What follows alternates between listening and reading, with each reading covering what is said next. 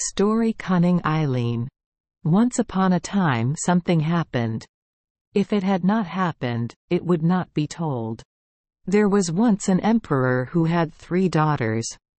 The oldest was beautiful, the middle one more beautiful, but the youngest, Ileane, was so fair that even the sun stopped to gaze at her and admire her charms.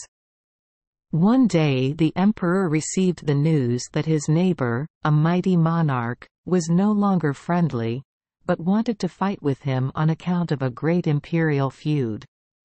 The emperor consulted the old men of the country, and, seeing there was nothing else to be done, he commanded his valiant soldiers to mount their horses, take their weapons, and prepare for the terrible battle which was to be fought. Before mounting himself, the emperor called his daughters, addressed a few fatherly, touching words to them, and gave each one a beautiful flower, a merry little bird, and a rosy-cheeked apple. "Whoever has her flower wither, her bird mope or her apple rot, I shall know has not kept her faith," said the wise emperor. Then mounting his steed he wished them good health, and set off with his brave soldiers on their toilsome way. When the neighboring emperor's 3 sons heard the news that the emperor had quitted his home and gone to the war, they made an agreement among themselves and sprang on their horses to ride to the palace and vex the monarch by making his 3 daughters faithless to his trust. The oldest prince, a brave, spirited, handsome fellow, went first to see how matters stood and bring tidings afterward to the others. 3 days and 3 nights the champion stood under the wall, but not one of the girls had appeared at the windows. In the grey dawn of the 4th day he lost patience, plucked up his courage, and tapped on the oldest princess's window. "What is it? What is it? What is wanted?" asked the royal maiden, roused from her sleep. "It is I, little sister," said the prince, "I, an emperor's son, who have stood under your window 3 days for love of you." The princess did not even approach the window, but replied in a prudent tone, "Go back home by the way you came.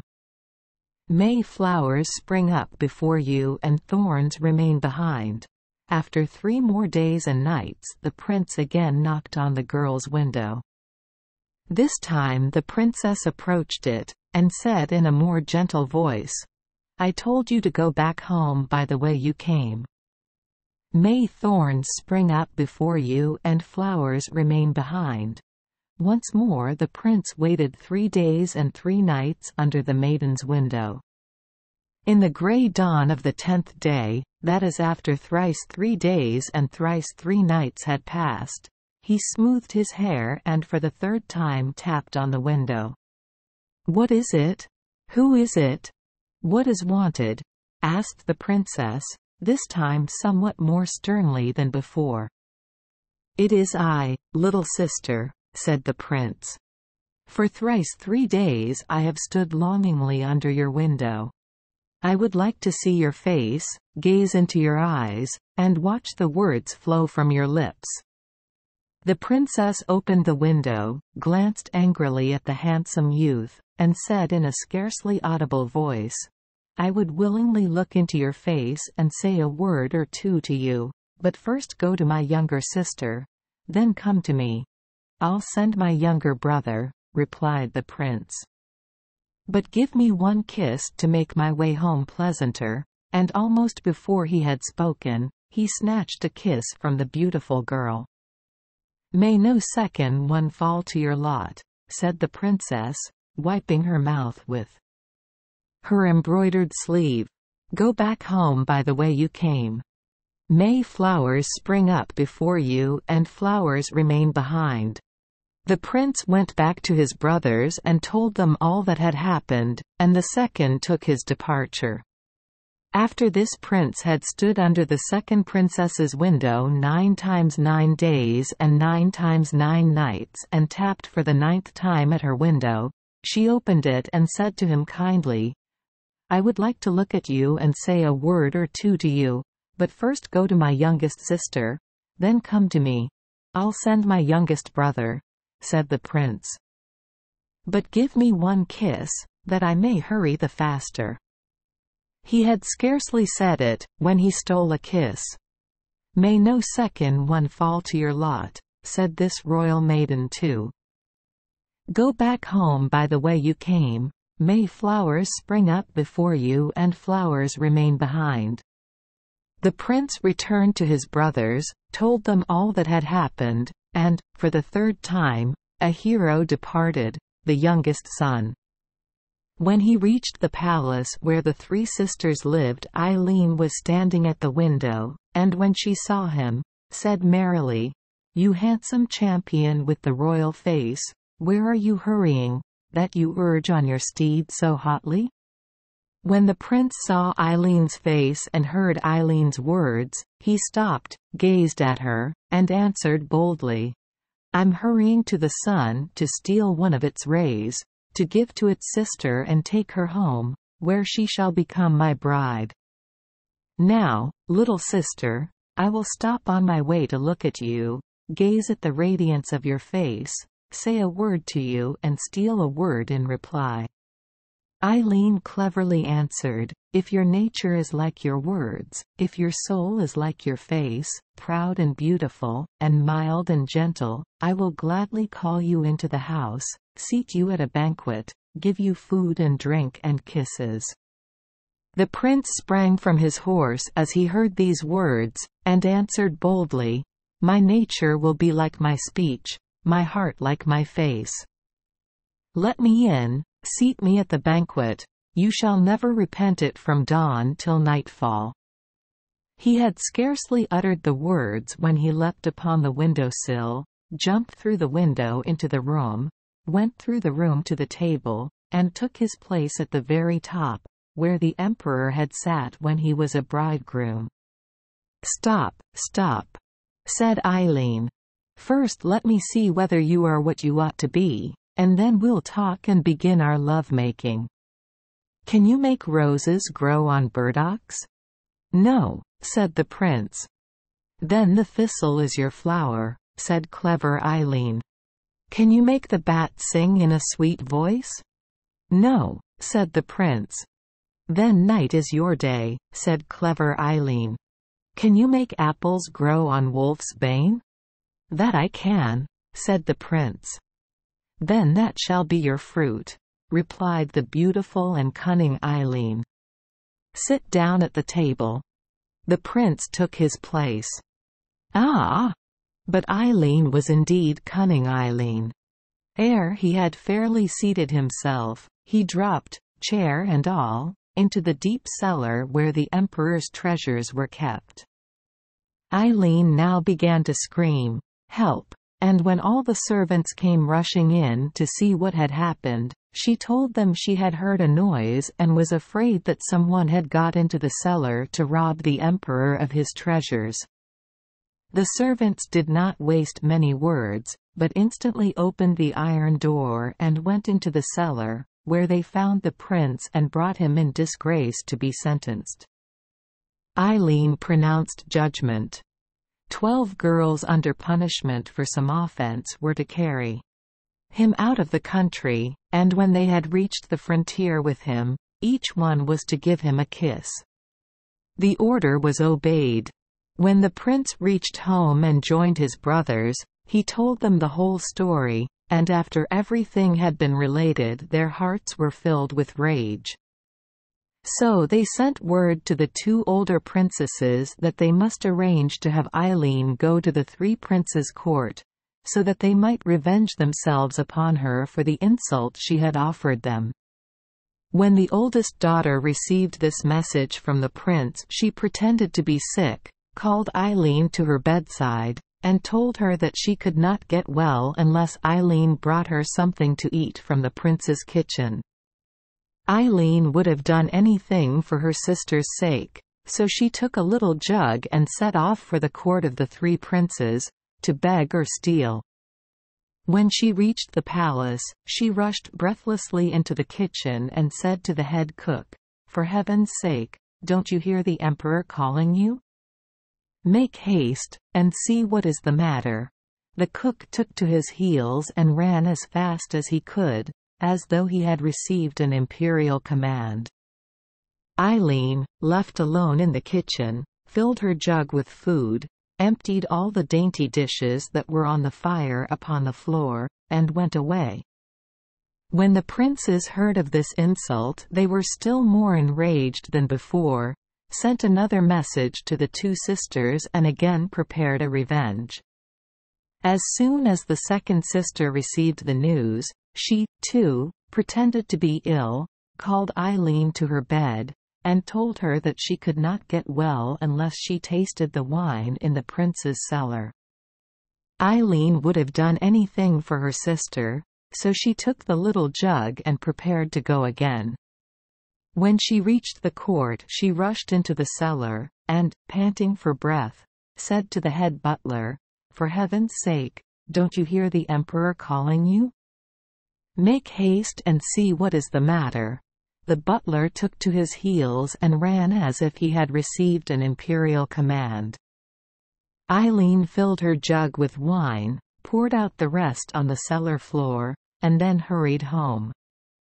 The princes sent a third message to the two princesses and told them they must send Ileane in a different way from what they had done before.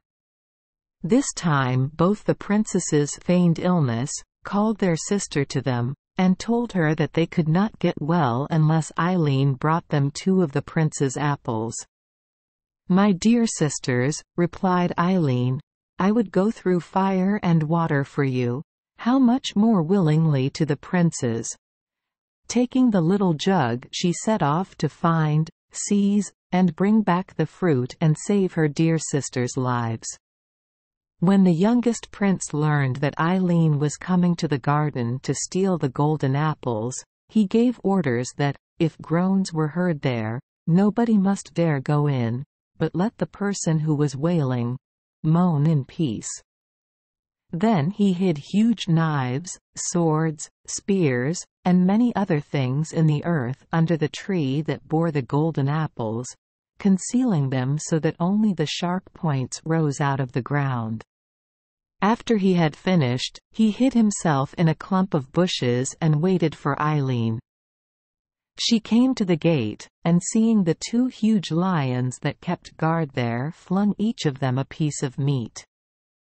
The lions began to tear it, and the princess went to the apple tree, stepped cautiously between the knives, swords, spears, and other things, and climbed into it. "May this do you much good, little sister," said the prince. "I'm glad to see you in my garden." "The pleasure is mine," replied Ileane, "since I have so brave and handsome a prince for my companion. Come, climb the tree and help me pick some apples for my dear sisters, who are dangerously ill and have asked for them." The prince wanted nothing better. He meant to pull Ileane from the tree among the knives. "You are very kind, Ileane," he replied. "Be kinder still and give me your hand to help me up into the tree." "Your plan is wicked," thought Ileane, "but it shall work your own misfortune." She gave him her hand, pulled him up the trunk to the branches, and then let him drop among the knives, swords, spears and other such things, which had been put there for her own destruction. "There you are," she said, "now you will know what you meant to do." The hero with the black soul began to shriek and groan, but nobody came to help him. They left him, according to his own orders, to moan in peace, and he was obliged to bear his terrible sufferings patiently. Ileane took her apples, carried them home, gave them to her sisters, and then went back to the imperial palace and told the servants to go and rescue their master from his great danger. The prince, who had been so abominably treated, sent for the most skillful witch in the whole country to come and give him a cure for his wounds. But Ileane had gone to the witch first and offered her a great deal of money to let her, Ileane, go to the court in her place. So Ileane went to the palace disguised as the witch. She ordered a buffalo hide to be soaked in vinegar 3 days and 3 nights, then taken out and wrapped around the wounded youth. But the prince's cuts only burned the more, and his sufferings became still more unbearable. When he saw that he was in a bad way, he sent for a priest that he might relieve his heart before he died and give him the sacrament. But Ileane was not idle. She went to the priest, offered him a large sum of money, and induced him to let her go to the palace instead. So Ileane arrived at the court disguised as a priest. When she approached the prince's bed, he was at the point of death. There were scarcely 3 breaths left in him. "My son," said the false priest, "Ileane, you have summoned me to confess your sins to me. Think of the hour of death, and tell me all you have on your heart. Are you at variance with anyone? Yes, or no?" "With no one," replied the prince, "except Ileane, the youngest daughter of the emperor, our neighbor. And I hate her out of love and longing," he continued. "If I should not die, but recover, I will ask the emperor for her hand in marriage, and if I don't kill her the first night, she shall be my faithful wife according to the law." Ileane heard these words, said a few in reply, and then went home. Here she soon understood why her sisters were wailing and lamenting, for they had heard that the emperor was returning home from the Great War. "You ought to rejoice," said Ileane, "when you hear that our kind father is coming home safe and well." "We should rejoice," replied the sisters, "if our flowers had not withered, our apples had not rotted, and our birds had not stopped singing. But now we have reason to cry." When Ileane heard these words, she went to her room, saw the flower sprinkled with dew, the bird hungry, and the apple looking as if it wanted to say, "Eat me, little sister."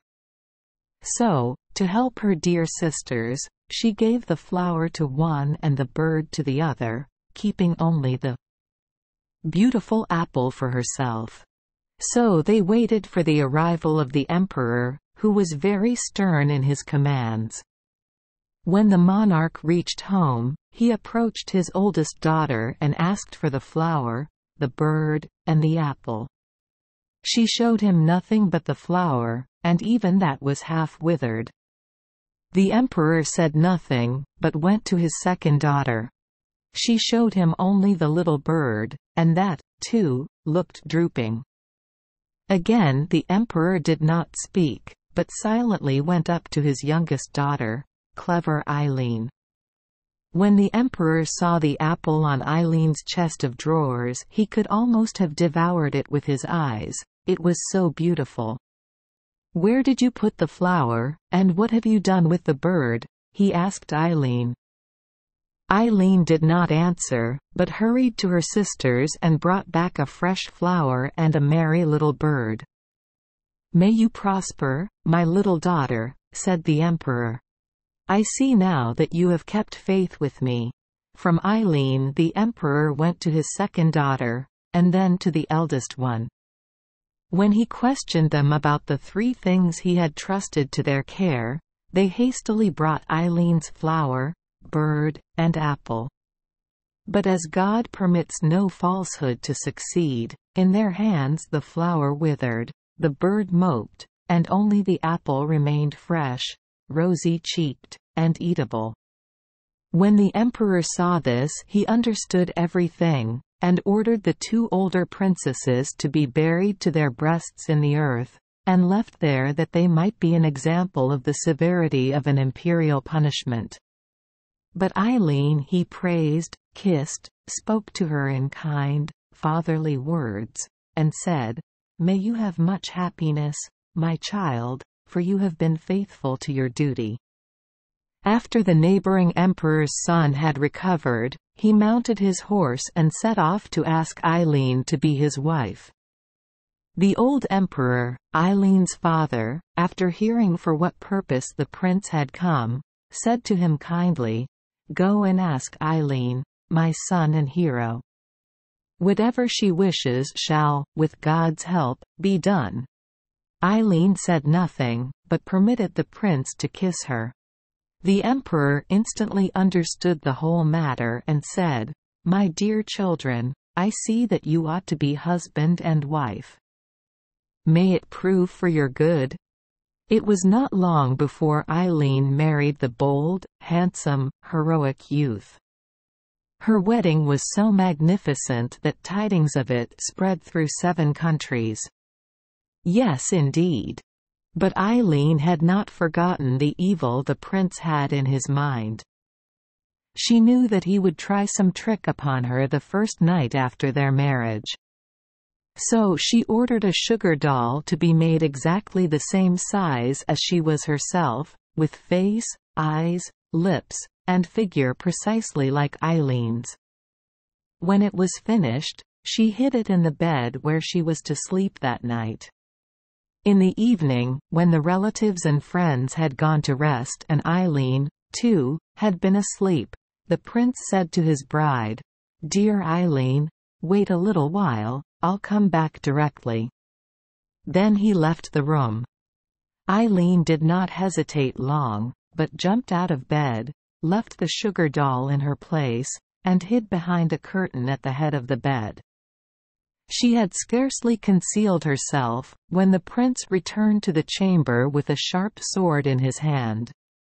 "Tell me now, my dear Ileane," he said, "did you throw me into the cellar?" "Yes," said Ileane, behind the curtain. The prince dealt one blow with the sword on the doll's breast. "Did you drive me out of the country with scorn and mockery?" he asked again. "Yes," said Ileane. The prince cut the doll across her face. "Did you empty my dishes of food?" asked the prince the 3rd time. "Yes," said Ileane. The prince slashed the doll from head to foot. "Did you pour out my wine?" was the prince's 4th question. "Yes," said Ileane. The prince cut the figure once across. Ileane began to breathe heavily as if in the agony of death. "Did you throw me among the knives?" he asked for the 5th and last question. "Yes," said Ileane. The prince now thrust his sword into the figure's heart, slashed, and hacked it in all directions, with all his strength, till the tears ran down in streams. As dawn approached, he began to sob bitterly. Suddenly a bit of sugar popped into his mouth. "Ah, Ileane! You were sweet in life, and remain sweet even in death," he said, weeping still more violently. "Sweet indeed," said Ileane, coming out from behind the curtain, "but from this hour forth I will be 100,000 times sweeter." The prince seemed fairly petrified with delight, when he saw Ileane safe and well. He clasped her in his arms, and for many years they lived joyously and ruled the land in peace and happiness. Thank you for joining us for today's fairy tale. We hope these stories bring joy and meaning to your day. If you love our channel, please hit the subscribe button so you won't miss any exciting tales. Wishing you a good night and sweet dreams. See you in the next story.